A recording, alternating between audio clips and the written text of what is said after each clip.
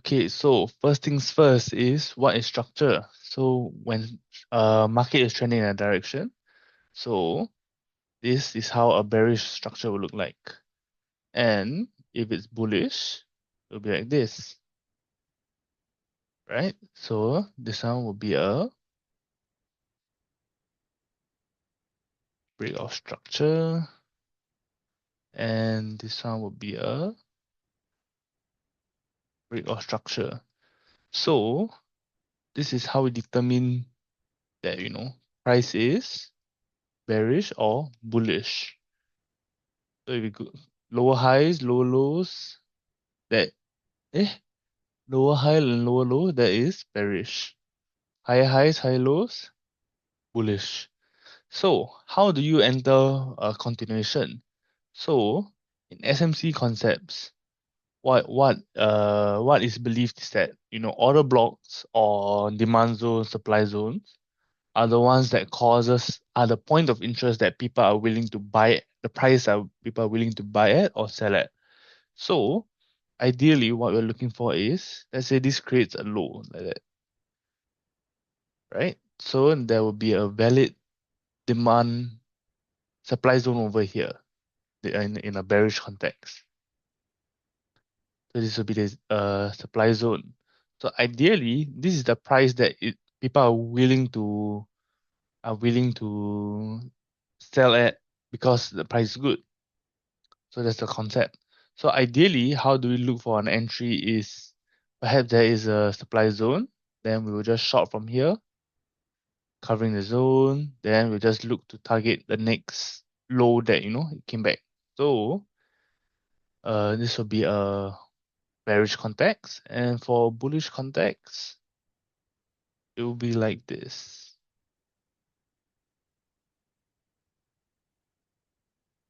Be the demand, because there will be a break of structure.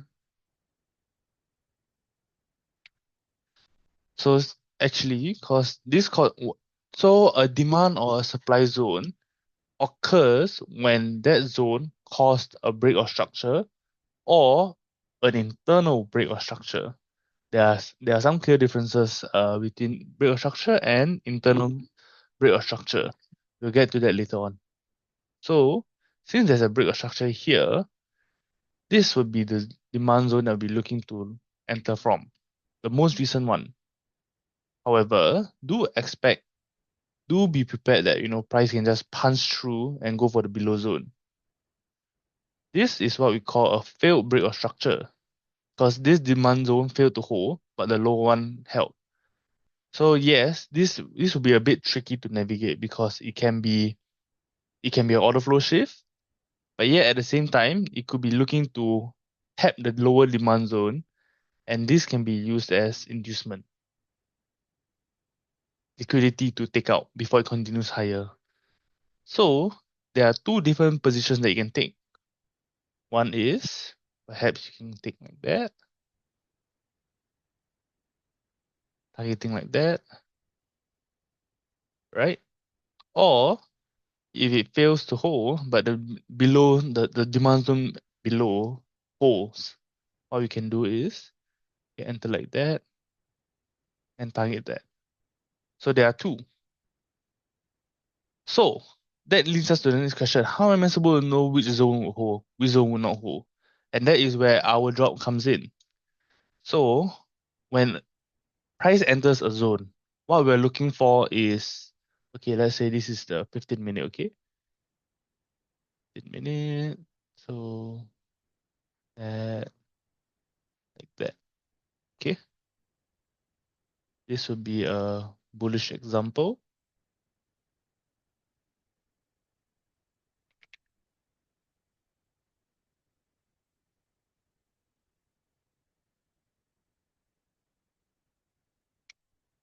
Minute time frame. So this is a bullish example on 15 minutes time frame. So on the 3 minute, it may not even look the same. So on a 3 minute, it will look like this. Perhaps like this, reach these highs, then it will go lower, or maybe you can even go straight down. We don't know. So now This is the 15-minute demand zone.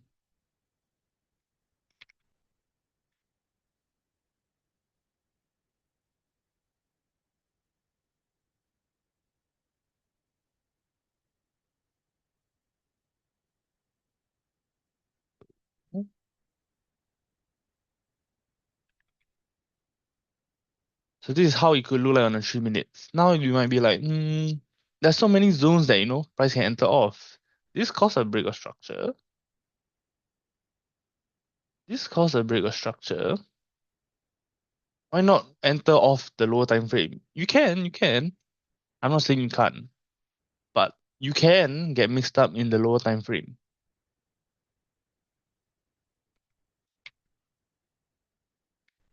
So on a lower time frame, there's a lot of noise. It may provide some form of potential entry.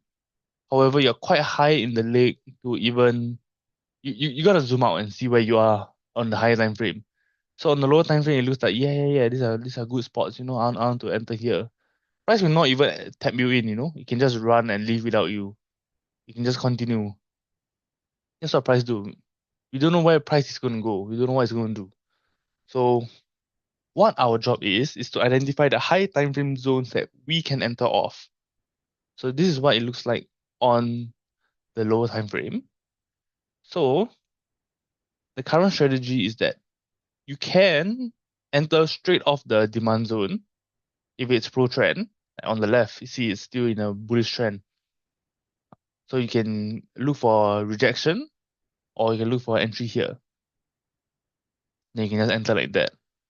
Or what you can look for is that this is minute time frame, entry model, pro trend.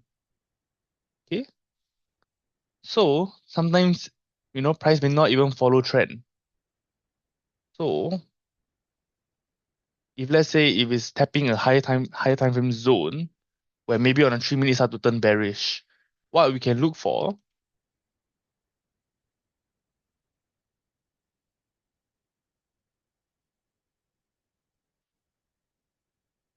is a much more safer model,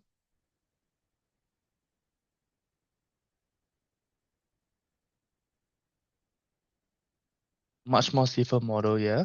So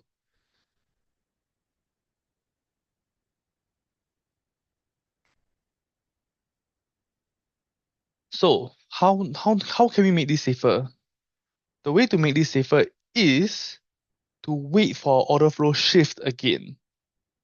So once you wait for order flow shift, you can ensure that yes, you're on the right side of the trend again. Because at higher time frame zones, price have a higher tendency to react. It could be a small reaction, it could be a continuation reaction. We don't know. So what we're supposed to do is once it's in the zone, so this is the 3 minute time frame, yeah. So what we can look for is that price reacts off this zone, causes another break of structure or internal break, then we enter off the zone. What it's like is that 3 minute internal break of structure, short form for IB.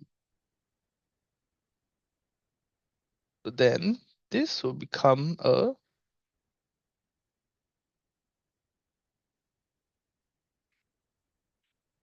3 minute demand zone, provides a proper entry, and we can be rest assured that this entry will be very, very much highest probability. So you can either be conservative and target the immediate high, or you can target the 15-minute high, which is this one right here, that it tapped into the zone. But do be aware that if you are playing on a safe side, do expect that it comes with some missed opportunities that, you can even tap the zone and just run off. Like this, it can just tap, run off straight away. Doesn't even form a re-entry like that. No. It can just run all the way to the top of one's thing. So yeah, these are the entry model pro trend, and this is the entry model order flow shift. So now comes the next question. How do I know whether I'm in pro trend or I'm in the right direction? So let me take you to charts. So there's another concept that we have to understand, and that is called weak highs and weak lows. So maybe it's easier to show on the actual chart. Okay, so as you can see here, this is one area that I marked out November. Price swept this low, however, it failed to close. And this is on the 4 hour. Failing to close like that and providing a reaction like that means this zone over here is pretty strong. So if you go down to the 3 minute, oh, that's quite far back to go.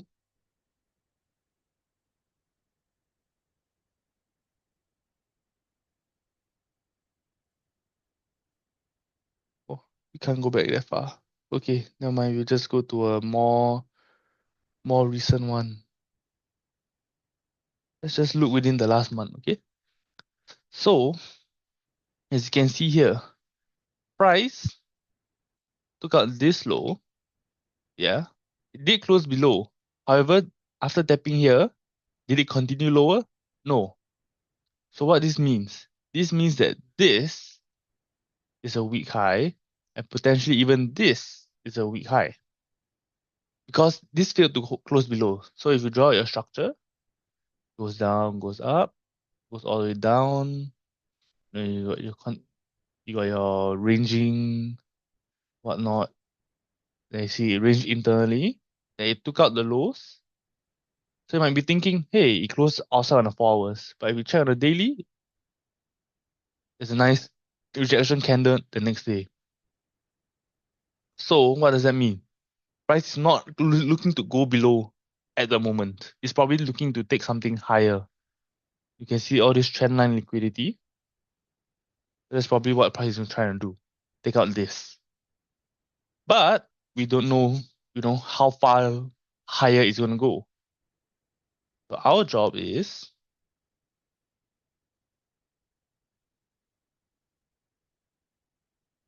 to look at where price will go next.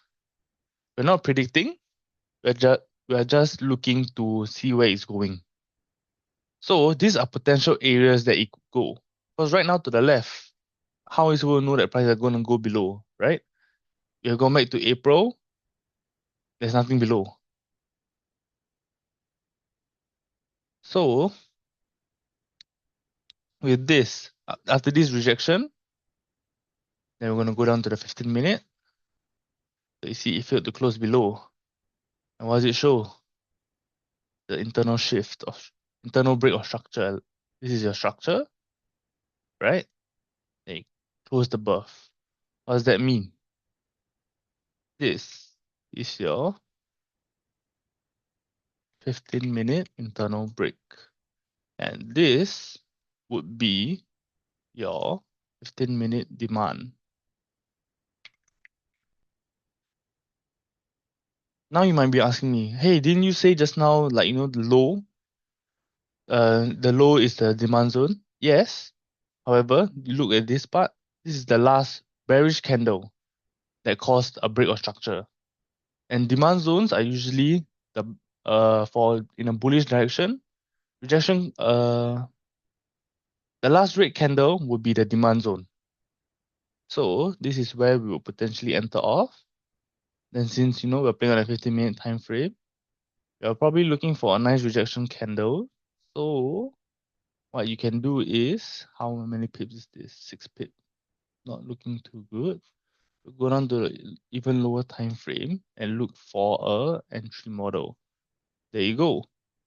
So you see here, we have another 3-minute internal break, which makes this our demand zone. Once you have this, if you are awake at, I don't know, 6 a.m., you can enter. Nice rejection. Like that. Put your stop loss here. Then if you want, you can target until here. So there'll be a 5.2 R. Do we hit? Yep, there you go. So this is the new model that I've been working on since the new year. And these are the concepts that help me identify where price can go. In terms of this, you may not want to, because my personal data tells me that 4 pip stop loss is good enough. It's a good coverage. However, as 6 a.m. is within spread hours, I may choose to ignore this and actually enter off, proper timing. So this is too early. This be more interesting for me. Let's see, there's a break of structure here, internal break, indicating that hey, this is the one that can even put it here. This could be the 3-minute decisional, because this could either decide that price is gonna go, or it could be this one, which is the last low of the leg. So it'd be like that. Since it's a range, so it's like that. This would be a structure. That is what makes it important to mark out a structure. So if you enter on the decisional, it should be quite good, quite good. So you'll be looking off a nice rejection candle like that. You'll enter off the next close, 4 pip. Then if you're playing safe, you should probably hit TP soon. Yeah, we just come back to hit here, but it has not hit any break-even criteria. So we just let it run. Once you let it run, bang. 3R, just like that. If this is not for you, you can go to the extreme demand, which then provided a very nice entry here. Yes, spreads may take you out 0.1 pip. However, target here, the weak high, internally weak high, and bang. See, there we go. Just like that. 4.38R. However, it's a Saturday, it's a Friday night, late into Saturday. I'm not sure if anyone will be awake, but hey, our job here is to make sure we see our model and we enter based off our model. Yeah. So I hope that clears it up. And with that, I will conclude today's session. How do I what? How do I close the thing? I'm seeing it, but oh, here it is. Or